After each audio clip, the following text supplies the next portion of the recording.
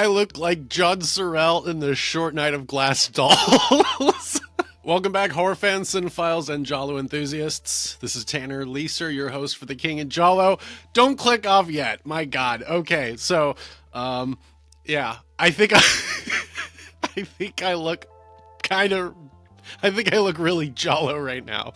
I think I look like I'm about to go investigate something. No, is it just me? Is it just me who looks at this turtleneck thing and thinks like I'm about to go and I must do some sleuthing with the coat? Shaved off most of the beard, so now it's just this mustache. I think it works a little bit. God, I have not seen the bottom of my face in a while.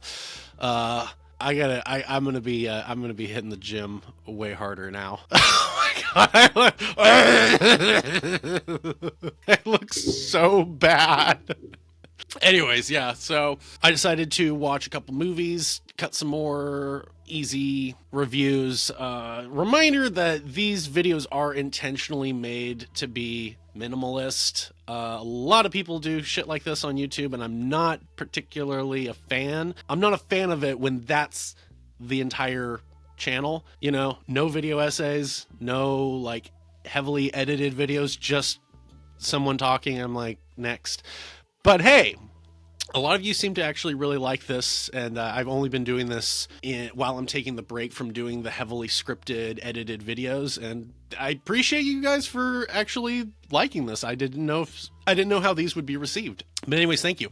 So, yes, I decided to watch two movies and do a little unscripted reviews. One of them was requested by someone on Patreon, asking if I would do an unscripted movie review for it, and I was like, yeah, why not? I mean, all it takes for me to do this is to watch the movie, sit here in front of these lights and green screen, and just talk.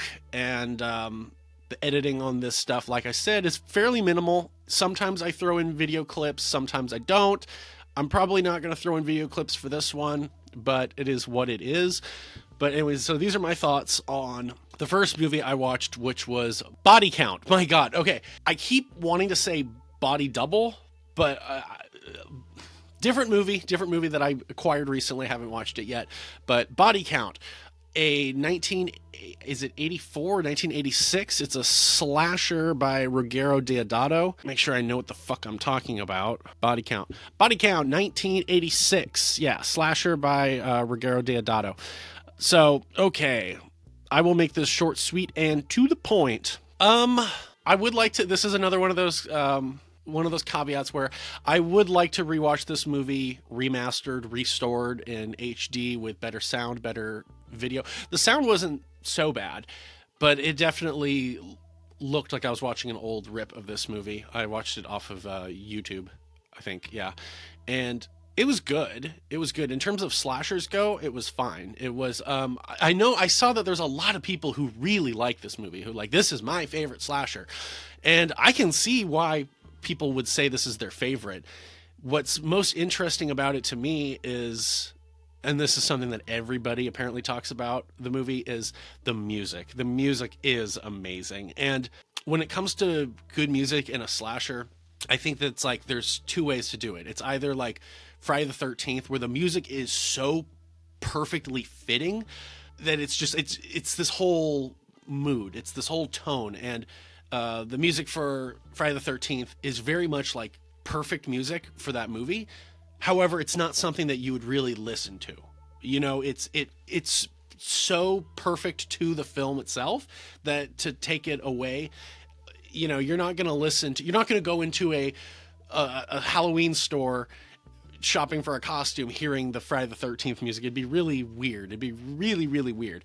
On the other hand, Body Count, the music is so good, and it's actually music you would want to listen to. It makes me think of like the theme song from Killer Clowns from Outer Space is like, dude, this is a jam on its own.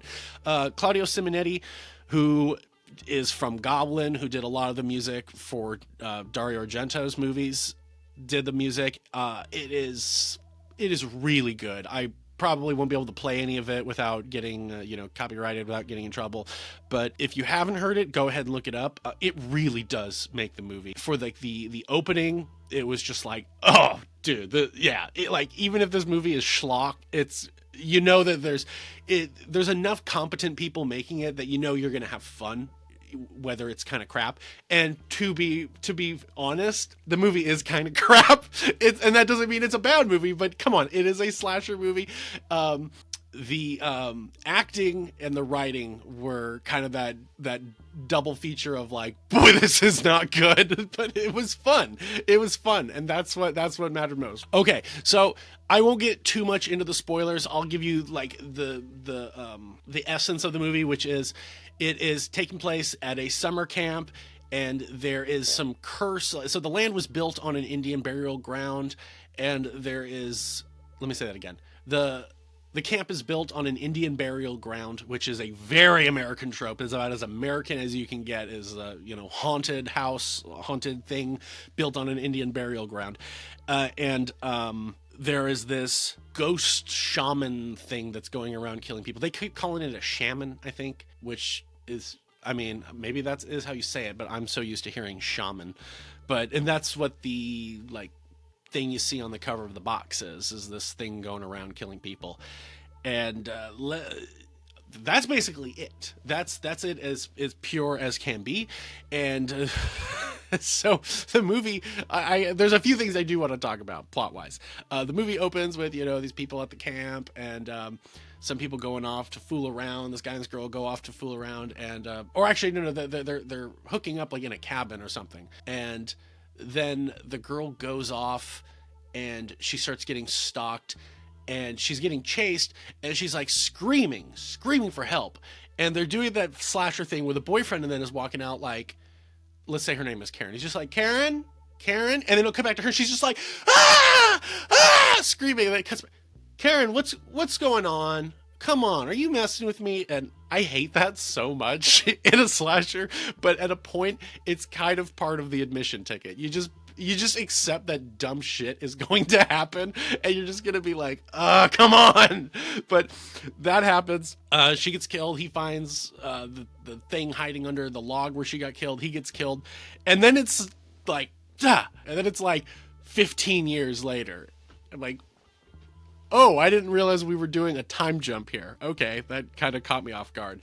And then we meet these new kids, like traveling in an RV, and they're all very badly written. Like, nobody has, like, it feels like, with writing characters, you need to find a balance, find a way where what is being said feels like it's coming out of that character's mouth. And I am not great at that. And there's a way to do it where it just comes out naturally. And then there's a way that's just very forced and makes all the characters come off as one or two dimensional. And that's kind of what's going on here in Body Count. Is it feels like it was written by a 12-year-old. And again, this is not to shit on the movie and just be like, if you like this movie, well, you're an idiot. It's not like that at all. It's just, come on. It's a slasher movie, and it was made by one of, Italy's great horror filmmakers. The guy who made Cannibal Holocaust, who brought us that whole thing.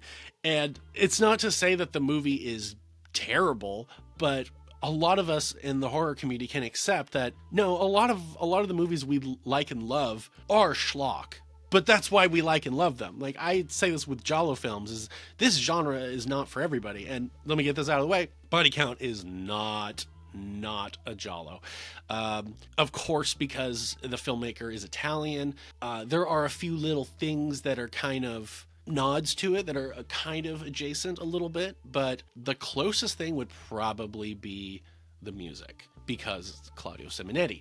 But other than that, it's not really giallo in the slightest. And I actually had to double check Troy Howard's book covering the years that this movie came out, just to see. I'm like, wait, does he talk about Body Count? And he doesn't. So I won't be covering this movie on the channel in full, doing a full review, unless it is requested. Unless it is heavily requested, can you do a how giallo is Body Count, or just do a movie review? Because, I might start moving away from just making everything super tailored to being giallo films on this channel. I might expand it a little bit, not too much though. I'm not going to talk about stuff that has nothing to do with horror like other channels, but we'll see. we will see. But yeah, if people want me to do a deep dive full movie review of Body Count, I'll do it. The movie was fun. But okay, so a few other things I wanted to mention that definitely came out to me that I was like, I got to write that down. That was really funny. Is we get the husband and wife who own the property that the camp is on. And real quick, got to mention this. This movie, more so than like any other slasher I've seen, is this is a clone of Friday the 13th. As much as Black Belly of the Tarantula feels like it's a clone of Bird of the Crystal Plumage, and honestly, it doesn't feel so much that it's trying to be the same movie or trying to rip it off, but this kind of does. And the funny thing about Body Count is, and this is a funny thing with Friday the 13th, is I like Friday the 13th. That's my favorite slasher franchise. Friday the 13th as a name does not tie into the franchise really at all. You could say, well, all these murders are taking place on Friday the 13th. Well, that's true for some of the movies, but some of the movies are taking place the next day on Saturday the 14th. It really, it was a cool name, but it really has nothing to do with what's going on. And if you think about it, Friday the 13th as a franchise could easily be called Body Count. And Body Count, if they tweaked the script a little bit and made it so these weird occurrences with the shaman were happening on Friday the 13th, it could easily be called Friday the 13th. That's a little throwaway, but that's just something to chew on, something to think about, is that Friday the 13th actually makes more sense for Body Count. Body Count kind of makes more sense for Friday the 13th because there is actually more spooky type stuff happening in Body Count, which kind of fits with the name a little bit more. Okay, I'm getting off. But anyways, another thing I'll point out with Friday the 13th and Body Count is this movie is taking place at a summer camp. And I will say the location, as well as the activities we see people doing, that is the one thing that Body Count does better than Friday the 13th, is portraying a summer camp. Like Friday the 13th has really good in terms of like the buildings, that are on the property. And when we see everybody together, like, yeah, it looks and feels like a summer camp. But Body Count actually has like a way more beautiful looking landscape. There's a part where these two people are kind of hiking alongside a mountain, and you're looking out into just like rolling hills and mountains out in the background. They're actually hiking up like the side of a mountain. And I'm like, wow, this actually looks way better. And then activities. There's a part where this guy is fishing. There's a part where these people are riding a canoe. That type of stuff. Like the actual camp activities, it seems like you see as much, if not more of it, in Body Count versus Friday the 13th. Other than that, so a few other things I just want to talk about because they really stood out to me, but I won't give too much spoilers. But there was an instance where like we meet the husband and wife who own the camp, and they're the fathers. They're the parents of one of the kids who's coming up, and there's drama between the husband, and there's drama between the local sheriff. I guess they both wanted to be with the wife back in the day or something. So these two men don't like each other, and we see the husband, the father, and he's like setting up these traps around the camp, and he's saying that there's some that shaman, he killed someone 15 years ago and he's gonna catch him. At least I think this is who this is, but he's setting up these traps. And again, it's a slasher, it's a horror movie. Whenever I see something like this, I just was like, okay, so Chekhov's trap, we're going to see somebody killed with one of these things at some point. And we do. Come on, is that a spoiler? We do. I won't say who, I won't say when, but when it happened, I was like, well, yeah, we knew that was going to happen. Thank you. Also, the part where I said there were these two kids like hiking along the side of a mountain. At one point, the girl goes to like stop, just like take a rest, and the guy keeps going. And kudos, like this is always crazy when you see this in a movie. Like that guy was legitimately scaling the side of this steep hill, mountain, whatever, and it's like that's a legitimate stunt insofar as if he falls, that guy was gonna get like, he would get fucked up, he would get really hurt. And so it's always kind of interesting to see that in a movie. Like kudos when where it's due. but I knew as this guy was climbing higher and higher, and all of a sudden we see the boogeyman, the killer, and we're like, oh, he's gonna die. And because this is an Italian movie, I bet we're gonna see a really bad a body double or a mannequin go flying off the hill. And to this movie's credit, no, we saw an amazing stunt. We see the guy like do almost like doing a flip over and like flying towards the other side of the frame. Presumably he landed on something, but I was really impressed that they actually like did a stunt. They didn't just throw a bad mannequin over like it was Don't Torture a Duckling or something. But yeah, kudos on that. I mean, that was the movie being more American than Italian. And yeah, the only other thing that I thought to write down in this movie that I thought was hysterical was the sheriff getting at it with the man. You know, like I said, they have drama with this one woman, and the one guy was like telling the cop, like, I see you again, I'm gonna kill you. Like, dude, you can't say that to a cop. But it was so funny. It was just like, okay. Yeah. That's all I'll say really for the movie. I've talked a good deal already. It's fun. If you're a slasher fan, yeah, you should check it out. If you're a Giallo fan, sure, check it out. It's Ruggero Deodato. If you've seen Cannibal Holocaust, yeah, check it out. You see what else he did. In terms of the movie overall, like I said, hell, if this movie, if there's like a good restoration of this movie, and there might be, it's just this movie has not been on my radar, so there might be one from Arrow or Vinegar Syndrome or somebody, and I'm just like, oh, I mean, I didn't look at, I'm not doing research before I turn the camera on for these videos. I'm sorry, but again, this is kind of just the format of these videos. Is you want me to just watch a movie and talk about it? Yeah, I'll do it. Like, if you want me to do a full scripted thing, that's a whole other thing. I can do that, but I can make these videos pretty quickly. I'm not trying to be lazy, but I am working on other channels at this moment, so that's why I'm doing these videos, these talking heads. But in terms of doing like more research, I'm sorry, but that's just not like the format of these videos. But anyways, body count, I liked it fine. No disrespect to anyone who does really love this movie.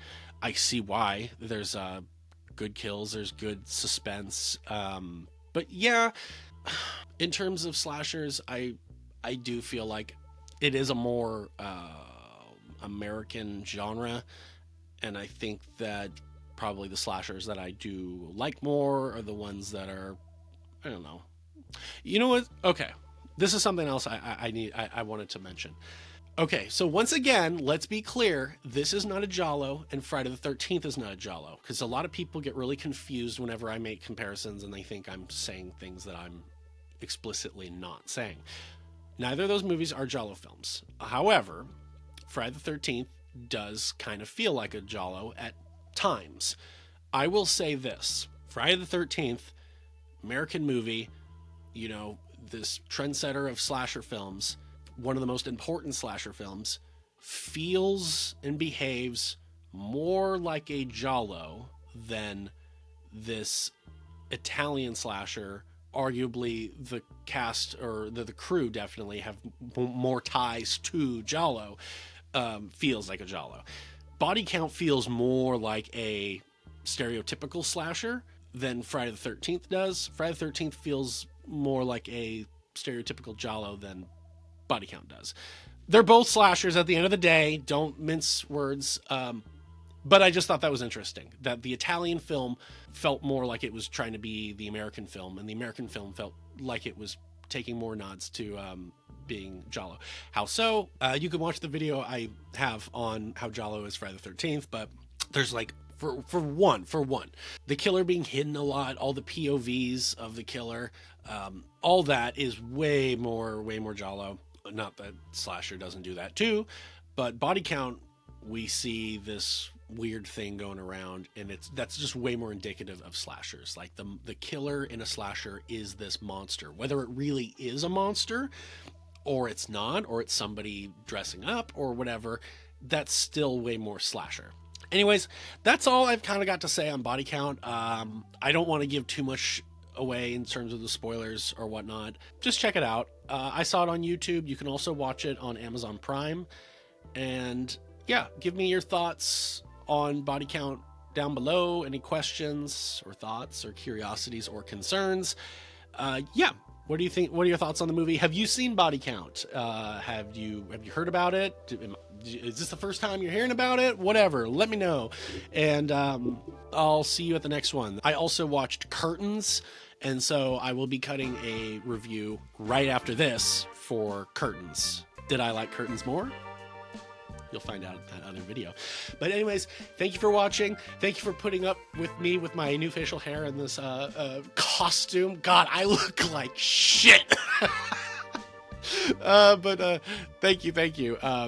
This is Tanner Leeser for The King and Jalo, and if nothing else, I'll see you next time.